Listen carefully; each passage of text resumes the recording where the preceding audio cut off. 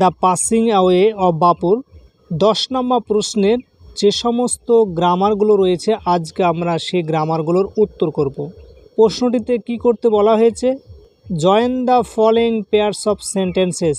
নিচে জোড়া জোড়া বাক্য রয়েছে, সেই বাক্যগুলোকে আমাদেরকে যুক্ত করতে হবে ইনটু সিঙ্গেল সেন্টেন্সেস। একটা বাক্যে যুক্ত করতে হবে অ্যাজ ডিরেক্টেড, যেমনভাবে বলা হয়েছে, অর্থাৎ ব্র্যাকেটে যেইভাবে বলা হয়েছে ঠিক সেইভাবে দুটো বাক্যকে আমাদেরকে জয়েনিং করতে হবে বা জোড়া দিতে হবে। প্রথম বাক্য রয়েছে আই স এ স্নেক, আমি একটি সাপ দেখলাম। আই রান, আমি পালিয়ে গেলাম। তার মানে কি সাপ দেখার পর সে পালিয়ে গেল। এখন পার্টিসিপল দিয়ে জয়েনিং করতে হবে, আমাদেরকে দেখতে হবে পার্টিসিপল জিনিসটা কি। পার্টিসিপল হচ্ছে ভার্বের সঙ্গে আইএনজি যুক্ত করা। এখন ভার্ব তো রয়েছে দুটো, স একটা ভার্ব, র্যান এই একটা ভার্ব। কোন ভার্বের সঙ্গে আইএনজি যুক্ত করব? আইএনজি যুক্ত করতে হবে যে ভার্বের কাজটা আগে ঘটছে। আগে তো আমি সাপ দেখলাম তারপর পালিয়ে গেলাম, তাহলে আগে ঘটলো কোনটা? স ভার্বটার কাজটা আগে ঘটছে, তাই এই ভার্বের সঙ্গে আইএনজি যুক্ত করতে হবে। আইএনজি যুক্ত করার নিয়ম হচ্ছে ভার্বের প্রেজেন্ট ফর্মের সঙ্গে আইএনজি যুক্ত করতে হয়। তাই স এর প্রেজেন্ট ফর্ম হচ্ছে সি, তার সঙ্গে আইএনজি যুক্ত করা হয়েছে। তাহলে সিং আ স্নেক, আমাকে এই সাবজেক্টটা নিতে হবে না, কারণ দুটো সাবজেক্ট একই জন্য রয়েছে, সবসময় আমাকে একটা সাবজেক্টই নিতে হবে। তাহলে সিং আ স্নেক, একটি সাপ দেখিয়া, আই র্যান, আমি পালিয়ে গেলাম। হি লার্নস মিউজিক, সে গান শেখে। He listens to the chords, সে কর্ড বা তারের মাধ্যমে সে গানটা শোনে। Use preposition with gerund, gerund থাকবে, তার সঙ্গে একটা প্রিপোজিশনও থাকবে। এইটা বসে আমাদেরকে জয়েনিংটা করতে হবে। এখন আমাকে জানতে হবে যে জিরান্ড জিনিসটা কি। জিরান্ড হচ্ছে ভার্বের সঙ্গে আইএনজি যুক্ত করে জিরান্ড হয়, আবার পার্টিসিপলও ভার্বের সঙ্গে আইএনজি যুক্ত করে হয়। কিন্তু পার্টিসিপলের কাজ হচ্ছে অ্যাডজেক্টিভ, মানে দোষ গুণ বোঝাবে, অ্যাডজেক্টিভের মতো কাজ করবে। আর জিরান্ডের কাজ করে নাউনের মতো। তাহলে আমরা অ্যান্সারটা করব, এখানে করা রয়েছে by listening to the cords, cord বা তারের মাধ্যমে শুনে, হি লার্নস মিউজিক, সে গান শেখে। এইখানে বলেছে যে প্রিপোজিশন থাকবে, এখানে বাই প্রিপোজিশন রয়েছে। আবার তবে একটা জিরান্ড থাকবে, এখানে জিরান্ড কি রয়েছে? লিসেনিং জিরান্ড, কারণ লিসেন ছিল তার সঙ্গে আইএনজি যুক্ত করা হয়েছে, আর আইএনজি যুক্ত করে জিরান্ড করা হয়। তাহলে এখানে জয়েন্টটা হচ্ছে হি লার্নস মিউজিক, সে গান শেখে। He listen to the chords, সে কর্ডে শোনে। তার মানে কি কর্ডের দ্বারা শুনে সে গান শেখে, এটাই করা রয়েছে। এটাকে বলা হয় প্রিপোজিশন উইথ জিরান্ড দ্বারা জয়নিং। নেক্সট প্রশ্ন C number, gold is a precious metal, সোনা হয় একটা মূল্যবান ধাতু। It is use to make ornaments, এটা গহনা তৈরি করতে ব্যবহার করা হয়। নাউন ইন অ্যাপোজিশন ব্যবহার করতে হবে। অ্যান্সারটা করা হয়েছে gold comma a precious metal comma is use to make ornaments. এখন নাউন ইন অ্যাপোজিশন জিনিসটা কি? নাউন ইন অ্যাপোজিশন হচ্ছে নাউন থাকবে, তার সঙ্গে কিছু একটা ফ্রেজ থাকবে বা শব্দগুচ্ছ থাকবে, যেটা ওই নাউনকেই বলবে, তার সম্পর্কে আরও কিছু তথ্য দেবে, সেটাকে বলা হয় নাউন ইন অ্যাপোজিশন।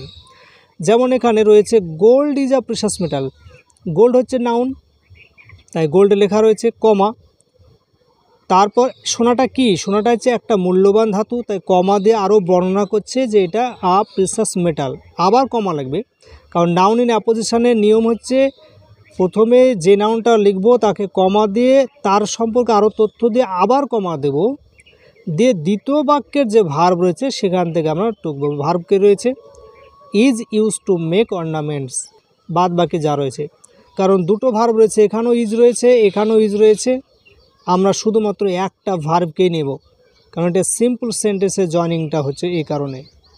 তাহলে নাউন ইন অ্যাপোজিশন হচ্ছে একটা নাউন নিলাম, আর তারপর ওই বাক্যের এক্সট্রা যে ওয়ার্ডগুলো রয়েছে ভার্ব বাদে, যেমন নাউনটা গোল্ড নিয়েছি, ভার্বটা বাদে এক্সট্রা যে ওয়ার্ডগুলো আছে সেগুলোকে আবার লিখেছি, তারপর আবার কমা দিয়েছি, এইটুকুকে বলা হয় নাউন ইন অ্যাপোজিশন। অ্যাপোজিশন মানে তার পাশেই বসবে, ওই নাউন সম্পর্কে কিছু আরও তথ্য বলবে। দ্বিতীয় বাক্যের সাবজেক্ট টোকার দরকার নেই, কারণ সাবজেক্ট এটা গোটাটাই হয়ে গেছে সাবজেক্ট, শুধুমাত্র আমরা ভার্ব থেকে শুরু করে লাস্টের টুকু টুকবো, তাই এখানে টোকা রয়েছে। নেক্সট প্রশ্ন D number, Ramu has some money. রামুর কিছু টাকা রয়েছে, হি ক্যান বাই বুকস, সে বই কিনতে পারে।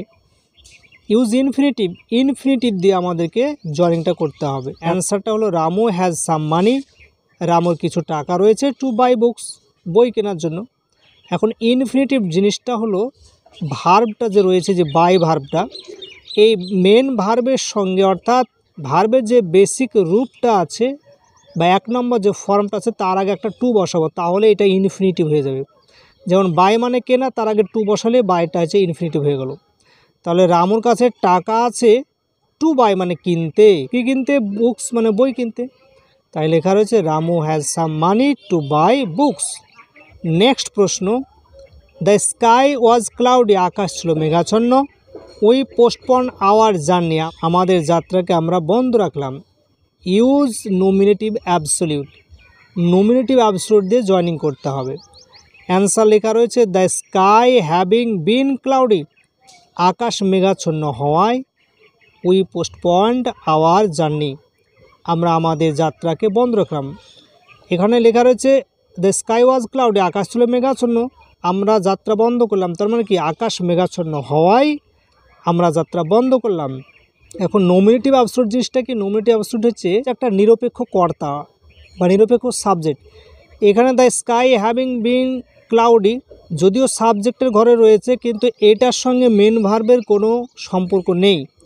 এটার কাজ হচ্ছে অতিরিক্ত ভার্ব সম্পর্কে অথবা এই সাবজেক্ট সম্পর্কে কিছু তথ্য দেয়, কিন্তু সাবজেক্টের জায়গায় সে রয়েছে, একে বলা হয় নিরপেক্ষ কর্তা বা নিরপেক্ষ সাবজেক্ট, নমিনেটিভ অ্যাবসলিউট। নমিনেটিভ অ্যাবসলিউটের পর অবশ্যই একটা কমা থাকবে, তাই কমা দেওয়া রয়েছে। এটা দুইভাবে করা যায়, যেমন দ্য স্কাই ওয়াজ ক্লাউডি, আকাশ ছিল মেঘাচ্ছন্ন। আমরা বলতে পারি আকাশ মেঘাচ্ছন্ন হওয়ায়। হয় ইংলিশ কি, এই ওয়াজ ভার্বের সঙ্গে আইএনজি যুক্ত করতে হয়। আইএনজি যুক্ত করলে ওয়াজটার মেন ফর্ম হচ্ছে টু বি ভার্ব বলা হয় এটাকে। বি ভার্ব, বি এর সঙ্গে আইএনজি যুক্ত করলে হবে বিং। বিং এর বাংলা মানে হচ্ছে হওয়ায়। দ্য স্কাই বিং ক্লাউডি, আকাশ মেঘাচ্ছন্ন হওয়ায়। অথবা লিখতে পারি the sky having being cloudy, have থাকলে ভার্বের 3 নম্বর ফর্ম বসবে, ওয়াজ ওয়ার বিন, তাই 3 নম্বর করা রয়েছে এখানে। তারপর ক্লাউডি আছে, ক্লাউডি আমরা এখানেও করতে পারি এইভাবে, দ্য স্কাই বিং ক্লাউডি করতেও পারি, অথবা করতে পারি the sky having being cloudy, অর্থাৎ হ্যাভ বসলেই বিনটা বসবে, ভার্বের 3, ওয়াজ ওয়ার বিন, তাই ভার্বের 3টা বসেছে। বাকি কমা দিয়ে দ্বিতীয় বাক্যে যা রয়েছে সেটা আমরা টুকে দেব। এইটাকে বলা হয় নমিনেটিভ অ্যাবসলিউট। নেক্সট প্রশ্ন, the boy wrote the answer, ছেলেটি উত্তরটা লিখেছিল। দ্য অ্যান্সার ওয়াজ ইনকারেক্ট, উত্তরটা ভুল হয়েছিল। ইউজ অ্যাডভার্বিয়াল, অ্যাডভার্বিয়াল ব্যবহার করে আমাদেরকে এটা করতে হবে। অ্যান্সারটা হলো the boy wrote the answer, ছেলেটি উত্তর লিখেছিল ইন অ্যান ইনকারেক্ট ওয়ে, ভুল করে উত্তরটা লিখেছিল বা ভুলভাবে উত্তরটা লিখেছিল। লেখা রয়েছে ছেলেটি উত্তরটা লিখেছিল, উত্তরটা ছিল ভুল, তার মানে কি ছেলেটি উত্তরটা ভুলভাবে লিখেছিল। তাহলে আমরা অ্যাডভার্বিয়াল জিনিসটা কি পেলাম? অ্যাডভার্বিয়াল জিনিসটা হচ্ছে যে সমস্ত শব্দ বা শব্দগুচ্ছগুলো অ্যাডভার্বের মতো ব্যবহৃত হবে, যেমন এখানে ইন অ্যান ইনকারেক্ট ওয়ে, এইগুলো অ্যাডভার্বের মতো ব্যবহার হচ্ছে, তাই এগুলোকে বলবো অ্যাডভার্বিয়ালস। এই বাক্যটাকে আমরা অন্যভাবেও করতে পারি, the boy wrote the answer incorrectly, এইভাবে করতে পারি, অথবা the boy wrote the answer in an incorrect way, এইভাবেও করতে পারি। এইবার 11 নম্বর প্রশ্ন, join the following pairs of sentences into single compound sentences as directed. নিচে দুটো করে বাক্য রয়েছে, সেগুলোকে কম্পাউন্ড বাক্য বা কম্পাউন্ড সেন্টেন্সে জয়েনিং করতে হবে, অর্থাৎ যৌগিক বাক্যে। প্রথম প্রশ্ন, the old man is unwell, বৃদ্ধ মানুষটা অসুস্থ ছিল। হি ক্যানট গো আউট, সে বাইরে যেতে পারে না।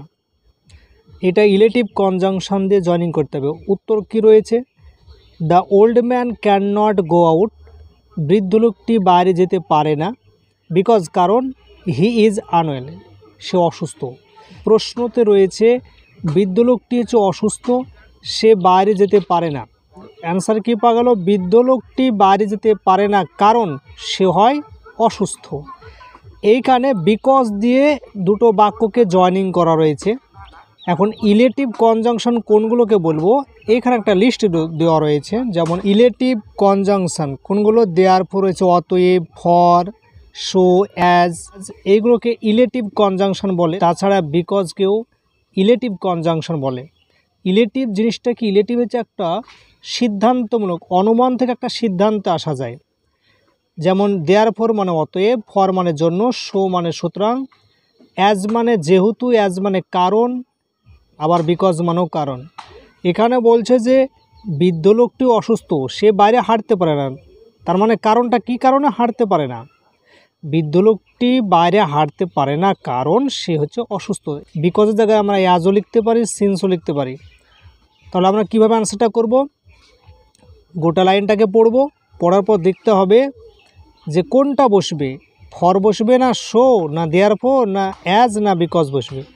এখানে লেখা রয়েছে যে বৃদ্ধ লোকটি হয় অসুস্থ, সে বাইরে হাঁটতে পারে না, সাজালে কী হবে, সাজালে হবে বৃদ্ধ লোকটি হাঁটতে পারে না কারণ সে অসুস্থ, তাই করা রয়েছে এখানে। The old man can not go out, মানে হি এর জায়গাতে আমরা সাবজেক্টটা লিখেছি কি দ্য ওল্ড ম্যান, কারণ ওল্ড ম্যানও যে হিও সে, তাই আমরা লিখেছি the old man can not go out because, কারণ দিয়ে প্রথম বাক্যটা লেখা হয়েছে কারণ।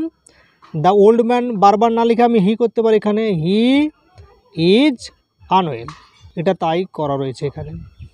Next question B number, he is honest, সে হয় সৎ, হি ইজ হাম্বল, সে হয় ভদ্র, মানে সে দুটোই হয়, সৎ হচ্ছে ভদ্র হচ্ছে। এটা কিউমুলেটিভ কনজাংশন দিয়ে করতে হবে।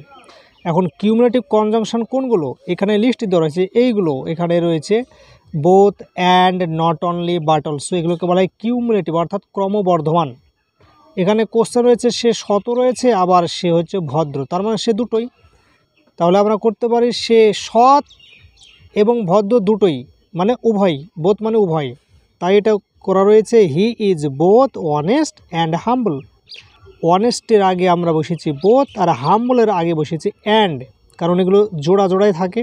তাহলে হি ইজ বোথ অনেস্ট অ্যান্ড হাম্বল। এখন বোথ আর অ্যান্ড কোথায় বসাবো, যেগুলো মিলে যাবে, যেমন এখানে হি মিলছে, এখানেও হি মিলছে, আমরা একটা হি নিব, দুটো ইজ আছে, দুটো ইজ আছে, একটা ইজ নিব। অনেস্ট একদিকে আর হাম্বল একদিকে, এই দুটো মিলছে না, তাই অনেস্ট যেহেতু মিললো না তার আগে বসাবো বোথ, তারপর অনেস্ট বসিয়ে দিলাম। আর হাম্বল মিলছে না, তাই তার আগে অ্যান্ড বসে হাম্বলটাকে বসালাম। নেক্সট প্রশ্ন, সোনালি ক্যান নট রাইট পোয়েট্রি, সোনালি কবিতা লিখতে পারে না, সি কিপস অন ট্রাইং, সে চেষ্টা করে যায়। তার মানে কি, সোনালি কবিতা লিখতে না পারলেও সে চেষ্টা করে যায়। এটা হচ্ছে ইউজ অ্যাডভার্সেটিভ।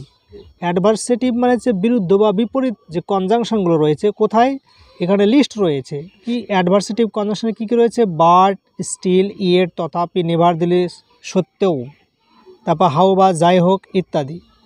তাহলে সোনালি কবিতা লিখতে পারে না, সে চেষ্টা করে যায়, তার মানে কি সোনালি কবিতা লিখতে পারে না তথাপি সে চেষ্টা করে যায়, বা তা সত্ত্বেও সে চেষ্টা করে যায়। এখন তথাপি ইংলিশ হচ্ছে ইয়েট, তাই ইয়েটটা মাঝে লেখা রয়েছে যে সোনালি ক্যান নট রাইট পোয়েট্রি, প্রথম বাক্যটা টুকে দিলাম যে সোনালি কবিতা লিখতে পারে না, ইয়েট মানে তথাপি, দ্বিতীয় বাক্য লিখে দিলাম সে চেষ্টা করে যায়। ইয়েটের জায়গায় নেভারদিলেস করতেও পারি আমরা, এই নেভারদিলেস মানে হচ্ছে সত্ত্বেও, সোনালি কবিতা লিখতে পারে না তা সত্ত্বেও সে চেষ্টা করে যায়, এইভাবেও করতে পারি, ইয়ের দিয়েও করতে পারি, আবার নেভারদিলেস দিয়েও করতে পারি। নেক্সট প্রশ্ন, স্টাডি হার্ড, কঠোর পড়াশোনা করো, you will not pass the examination, নাহলে তুমি পরীক্ষায় পাস করতে পারবে না। অ্যান্সারটা রয়েছে আইদার স্টাডি হার্ড, কঠোর পড়াশোনা করো, or you will not pass in the examination, নাহলে তুমি পরীক্ষায় পাস করতে পারবে না। এখন ইউজ অল্টারনেটিভ কনজাংশন, এখানে জয়নিং করতে বলেছে অল্টারনেটিভ কনজাংশন দিয়ে। এখন অল্টারনেটিভ কনজাংশন কোনগুলো, এখানে লেখা রয়েছে, যেমন অর, আইদার অর, নাইদার নর, এগুলোকে বলা হয় অল্টারনেটিভ কনজাংশন। তাহলে বলছে কঠোর পড়াশোনা করো, না হলে পরীক্ষায় ফেল করবে, তার মানে কি আইদার স্টাডি হার্ড, হয় কঠোর পড়াশোনা করো, অর না হলে তুমি পরীক্ষায় পাস করতে পারবে না। তাই অ্যান্সারটা হবে either study hard or you will not pass in the examination. Either or কখন বসে, এখানে লেখা হয়েছে আইদার অর, আইদার অর কখন বসে, দুটোর মধ্যে একটি হলে হয় কঠোর পড়াশোনা করতে হবে, না হলে যে কোনো একটা হবে, ফেল হবে। আর অর মানে দুটোর মধ্যে যে কোনো একটা অথবা বোঝালে, আর নাইদার মানে কোনোটি নয়, দুটোর মধ্যে কোনোটি না যদি বোঝাতে তাহলে নাইদার নর বসবে।